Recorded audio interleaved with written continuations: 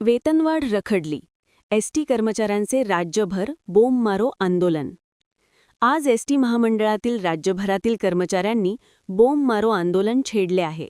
वेतनवाढीचा प्रश्न प्रलंबित राहिल्याने आणि वेतनवाढीसाठी मंजूर करण्यात आलेली 120 कोटी रुपयांची फाईल मंजूर करून घेण्याचे आश्वासन दिले होते. राज्य सरकारने 6,500 रुपयांचा हप्ता मान्य केला होता. तो काही काळ सुरूही करण्यात आला, मात्र नंतर अचानक बंद करण्यात आला.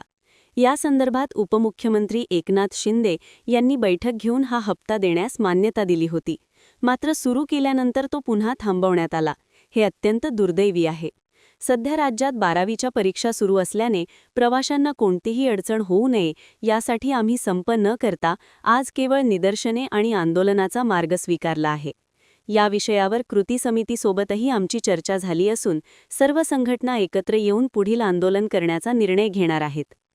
परिवहन मंत्र्यांनी मंगळवारच्या कॅबिनेट बैठकीत 120 कोटी रुपयांची फाईल मंजूर करून घेण्याचे आश्वासन दिले होते.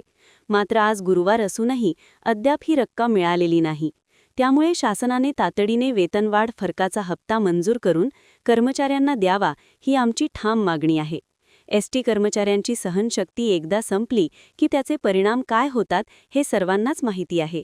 महिन्याभरामध्ये जे काही वेतनाचं आमचं नियोजन आहे ते नियोजन लावलेलं असतं आणि त्यामुळे एसटी कर्मचाऱ्यांच्या लक्षात आल्यानंतर मग आम्ही परिवहन मंत्री महोदयांना मोबाईलद्वारे आम्ही दोघांनी संपर्क केला. संपर्क केल्यानंतर परिवहन मंत्री महोदयांनी सांगितलं, मंगळवारच्या कॅबिनेटमध्ये मी तुमची ती 120 कोटी रुपयाची फाईल पास करून देतो.